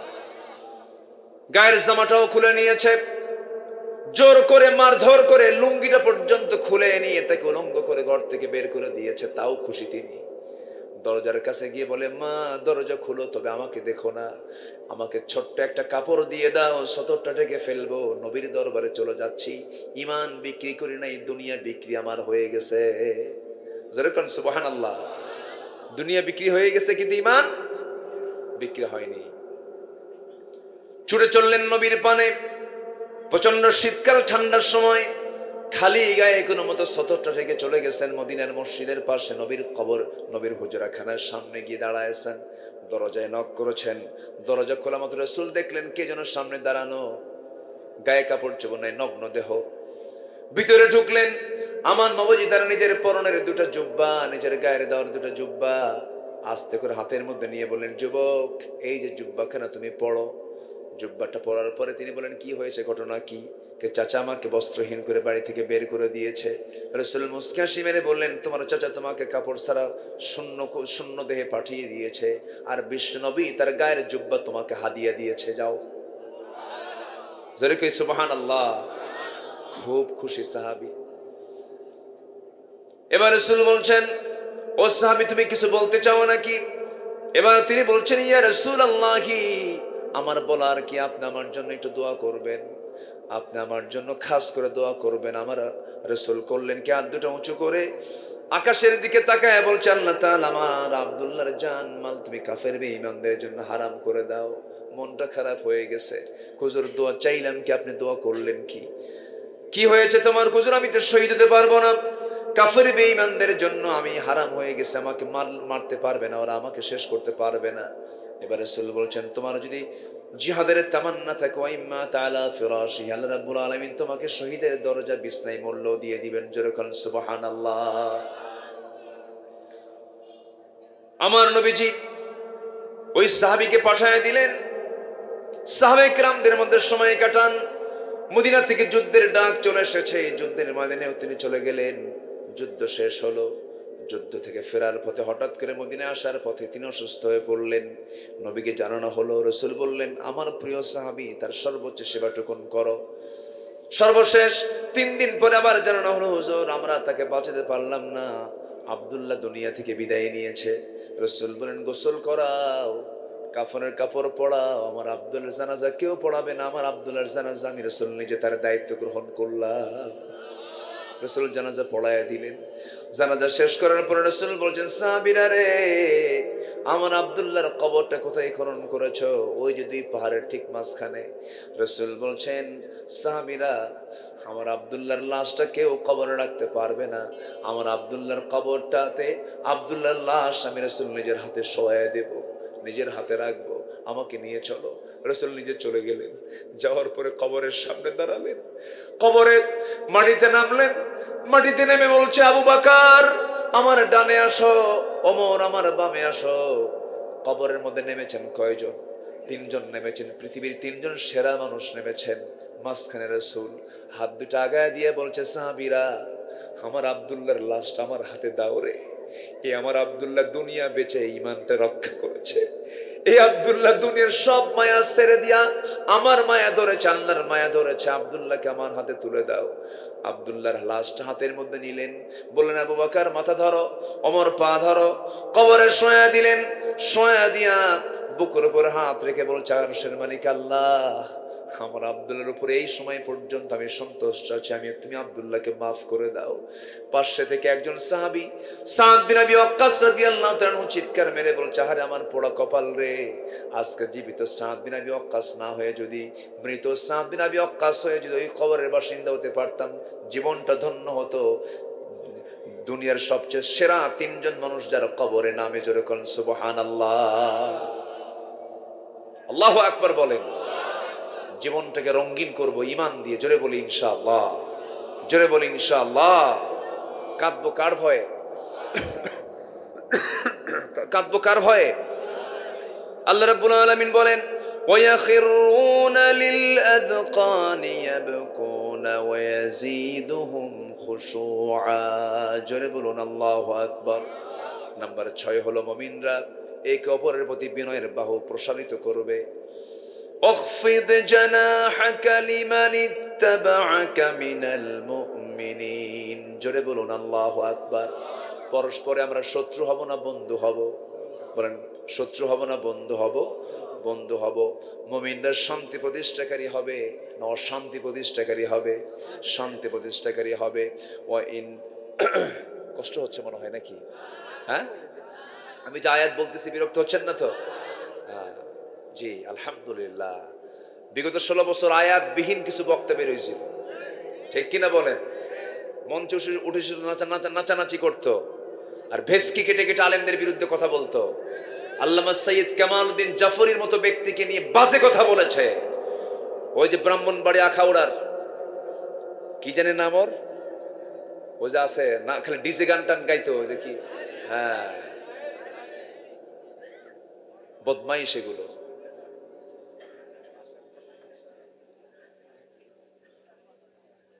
কথাগুলো তো যাচ্ছে ওর কানে তো যাবে, যা, সমস্যা কি? শামীম ওসমান ওর মাহফিলে আসে, এসে প্রধান অতিথি হয়ে বলে, হুজুর আমি আপনার জিকিরের খুব ভক্ত। দেখেন, কোনো কিছুর ভক্ত না, মানে শয়তান শয়তান দেশে না, বুঝলেন? আমি আপনার জিকিরের খুব ভক্ত, আমি এখন চলে যাচ্ছি, আপনি আপনার ওই টানটা মারবেন জিকিরের, ওই টান শুনতে শুনতে যেন আমি বাড়ি পাই, টান যেন বন্ধ না হয়। দেখছেন,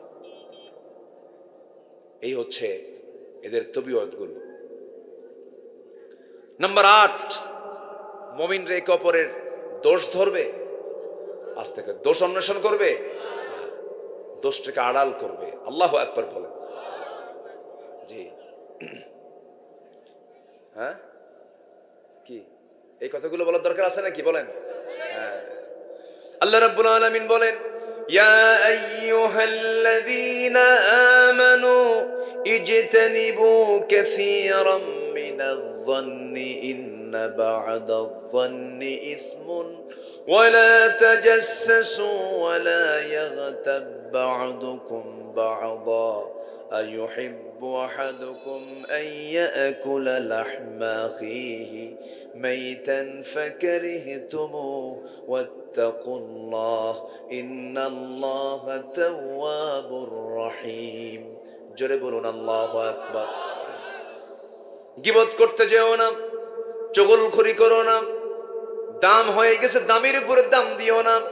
আবার জমি বিক্রি করে বায়না করেছ, দলিলটা হয় নাই, বায়নার টাকাও নিয়েছ, আরেকজন শতক প্রতি 20,000 টাকা করে বেশি বলেছে, বায়না উল্টায় ফেলতেছ। এটা মনে হয় শৈল কোপায় নাই, আসতে বলবেন না, আছে না নাই? আছে। এগুলো করা যাবে না। বনের সম্পত্তি মেরে খাওয়া ভাই মনে হয় এলাকায় নাই, আসতে বলবেন না, আছে না নাই? বনের সম্পত্তি কেমনে মেরে খায় দেখেন। বনের সম্পত্তি ভাইয়ের সমান পাবে না, তবে অর্ধেক পেয়ে যাবে। কিন্তু রাস্তার ধারের জমির দাম একসময় ছিল কম, বিলের সিলের জমির দাম ছিল বেশি, ধানের জমির দাম ছিল বেশি, কিন্তু এখন রাস্তার ধারে দাম বেশি না ধানি জমির দাম বেশি। ধারে ভাইরা করে কি, সব জমিগুলো রাস্তার ধারে সবগুলো দলিল করে নিয়ে বন্ধের অংশ ফেলায় দেয় বিলের ভিতরে, যেন কোনোদিন বিক্রি না হয়, কেউ কিনতে না যায়, শেষমেশ যেন বাধ্য হয় ভাইয়ের কাছে দিতে। তুমি কৌশল করতেছো, কেউ না বুঝলেও বোঝার পিছনে একজন আছেন, তিনি আমার কে। বন্ধুর সঙ্গে কথা পর্যন্ত বলো না, কথা বললেই তো জমি দিতে হবে, বের করে দিতে হবে। মাঝে মাঝে আবার দাওয়াত দেয়, দাওয়াত দিয়ে নিয়ে এসে বাড়িতে বসায়া নাটোরের কাঁচাগোল্লা, বগুড়ার দই, টাঙ্গাইলের চমচম, কুমিল্লার রসমালাই, যশোরের খই, এই সমস্ত সবগুলো এক জায়গায় করে পাশে বসায়া বোনকে সুন্দর করে ওয়াজ শোনায় দেয়। ভাই তার বোনকে বলছে, বোন একটা ওয়াজ করে কি, অংশ নিলে কিন্তু ধ্বংস হয়। দেখছেন কি ওয়াজটা দিল, আছে না নাই বলেন তো? এই সমস্ত আচরণ যারা করবে, এগুলো ইমানদারের আচরণ নয়, এগুলো বাদ দিতে হবে, স্ট্রেট ফরওয়ার্ড হয়ে যেতে হবে। ইমানদার কখনো কাউকে ঠকাতে পারে না, আমানতের খেয়ানত করতে পারে না। আমার বন্ধুগণ, পরস্পর দোষারোপ করবে না, দোষ অন্বেষণ করবে না। নাম্বার 9 হলো অসহায় অভাবী যারা, তাদের পাশে দাঁড়াবে, অসহায় যারা তাদের পাশে দাঁড়াবে। ওয়ায়ুতঈমুনা আত-তাআমা আলা হুব্বিহি মিসকিনান ওয়া ইয়াতীমান ওয়া আসীরা। জোরে বলুন আল্লাহু আকবার।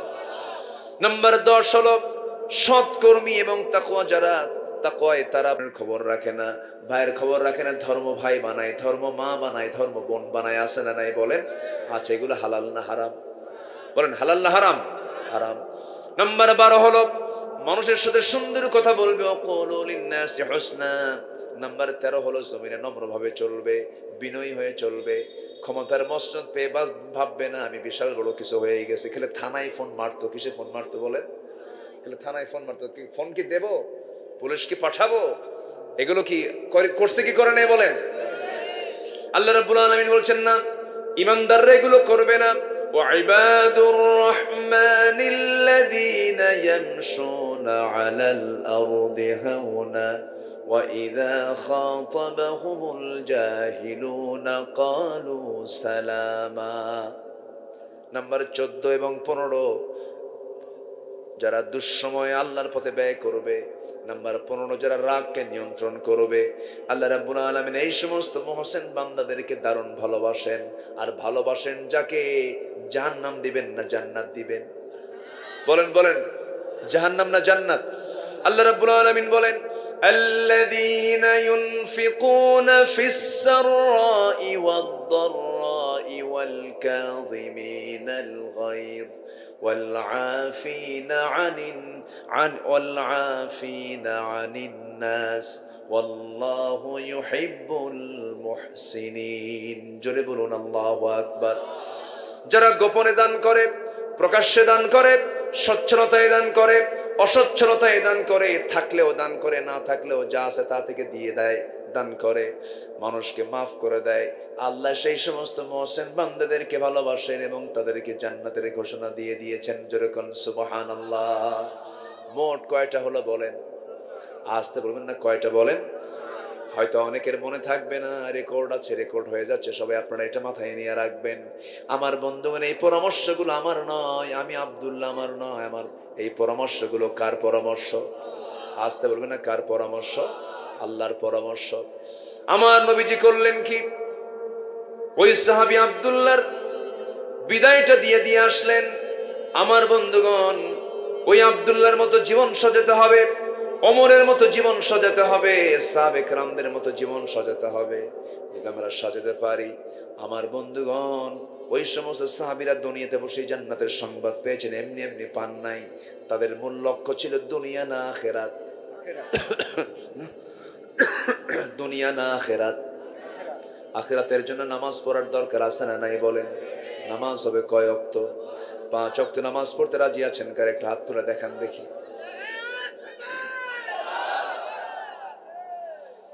নামাজ পড়তে রাজি আছেন তো?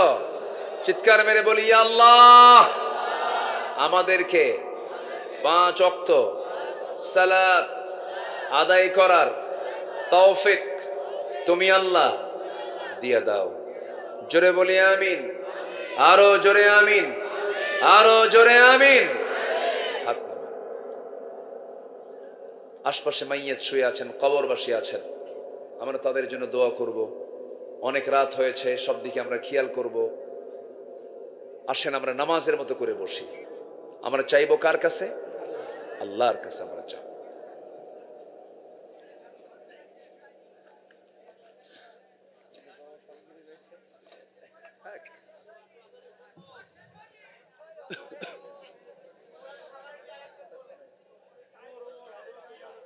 ও, কিছু কথা রয়ে গেছে না? হ্যাঁ, এত সুন্দর ভাষা আপনাদের, আলহামদুলিল্লাহ। খুব মিষ্টি ভাষা আপনাদের, খুব ভালো লাগে ভাষাগুলো, অনেক সুন্দর, শিরিন অর্থাৎ সুইট ল্যাঙ্গুয়েজ আপনাদের। বলি আলহামদুলিল্লাহ, খুব ভালো, আলহামদুলিল্লাহ। আল্লাহ আপনাদের ভাষার মধ্যে বরকত দিয়েছেন, আল্লাহ আপনাদের কথার মধ্যে বরকত দিয়ে দেন। কথার মধ্যে বরকত হচ্ছে সত্য কথা যেন আসে মুখ থেকে, আল্লাহ কবুল করুন। জোরে বলি আল্লাহুম্মা আমিন। সম্মানিত ভাইয়েরা, ওমর ফারুক রাদিয়াল্লাহু আনহু, এটা তো বলা হয়েছেই, প্রায় হয়েই গেছে। সাইয়েদনা ওমর ফারুক রাদিয়াল্লাহু তাআলা আনহু, বলবো কি শর্ট করে বলবো না লম্বা করে বলবো? লম্বা করে বলবো, হ্যাঁ শর্ট করে বলি। শেষে বিচার হয়ে গেল, এই তো শেষ হয় না তো। সাইয়েদনা ওমর ফারুক রাদিয়াল্লাহু তাআলা আনহু উনি বললেন, ঠিক আছে বিচার তুমি করো, সমস্যা নাই, কিন্তু একটা কথা বলি, কি নিজের পরিচয় কিন্তু দেননি উনি, উনি কে একবারও উনি বলেননি। ওনার তো কোনো দোষ নাই এখানে, কোনো গিল্টি তার মধ্যে নাই। কারণ দেশের যিনি চিফ, আসামিকে ধরার জন্য কি অনুমতি দরকার হয়? তার কোনো দোষ নাই, কিন্তু উনি বোঝেন নাই, ওই মহিলা বুঝতে পারে নাই। ওমর ফারুক রাদিয়াল্লাহু তাআলা আনহু তিনি বললেন, ঠিক আছে আমি দোষ করেছি ভালো কথা, কিন্তু তুমি কেন গুনগুন করে গান গাও, এটার মতলব কি? মহিলা বলতেছে, আমার স্বামীকে পাওয়ার জন্য আমি গান গাচ্ছিলাম। আচ্ছা ঠিক আছে, আমাকে মাফ করবা না? কেন মাফ করবো না? আচ্ছা, তোমার সেই কাঙ্ক্ষিত স্বামীকে যদি আগামীকাল সূর্য উদয়ের আগেই যদি তোমার সামনে হাজির করি, তুমি কি আমার বিরুদ্ধে মামলা দিবা? মুস্কি একখান হাসি মারছে। শাসক তো, উনি বোঝেন তো ওর রোগ কোথায়, ওর ব্যথাটা কোন জায়গায়, কোন জায়গায় মেডিসিন দিলে কাজ হবে। কালকে সকাল কেন, সন্ধ্যার মধ্যেও যদি আমার স্বামীকে আমার সামনে হাজির করে দিতে পারেন, আপনার বেকসুর খালাস, যান। আল্লাহু আকবার বলেন। নিজের বাড়িতে চলে আসলেন, এসে বউকে বলেন, বউ, স্ত্রী, একজন স্ত্রী তার স্বামীকে ছাড়া কতদিন পর্যন্ত ধৈর্য ধরে থাকতে পারে?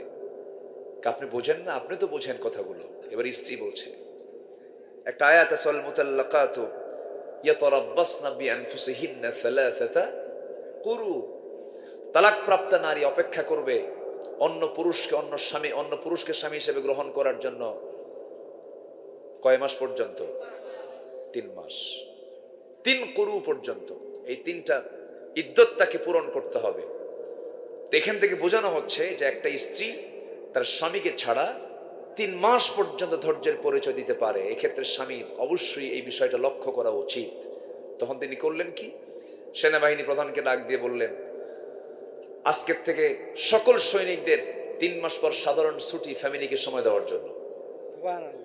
আচ্ছা, সাথে ওই সীমান্ত প্রহরায় নিয়োগপ্রাপ্ত ওই যে রাতের গভীরে যে মহিলাকে উনি দেখতে গেছিলেন, তার হাজবেন্ডকে অবিলম্বে খুব দ্রুত গতিতে তাকে ছুটি মঞ্জুর করা হোক, কারণ মামলা হওয়ার সম্ভাবনা আছে। কি কথা বলছেন? ছুটি মঞ্জুর করে দিলেন। সম্মানিত ভাইয়েরা, তাদের কাছে ক্ষমতা ছিল একটা, মানে তাদের কাছে ক্ষমতা ছিল কি, তাদের নিজের মান সম্মান যশ খ্যাতি প্রতিষ্ঠার জন্য, না আমানত রক্ষার জন্য? আমানত রক্ষার জন্য। তারা আমানত মনে করেছেন। আল্লাহ তাআলা আমাদের সকল কিছুকে সাহাবায়ে কেরামদের অনুকরণীয়, তাদের অনুসরণীয় হয়ে তাদের কাজগুলো আমরা যেন ফলো করতে পারি, তৌফিক সবাইকে দান করুন। জোরে বলি আল্লাহুম্মা আমিন। কোরআনের আলোকে 15টি সৌন্দর্য, মানুষের চারিত্রিক সৌন্দর্য, এই 15টি চারিত্রিক সৌন্দর্য আল্লাহ তাআলা আমাদের ভিতরে উপস্থিত করে দেন। এই আশাবাদ কামনা করে আমি আমার ভাঙ্গাচোরা কিছু কথা যা বলেছি এখানে শেষ করছি। সবার কাছে দোয়া চাই, দোয়া করি, আপনি দোয়া করে দেন।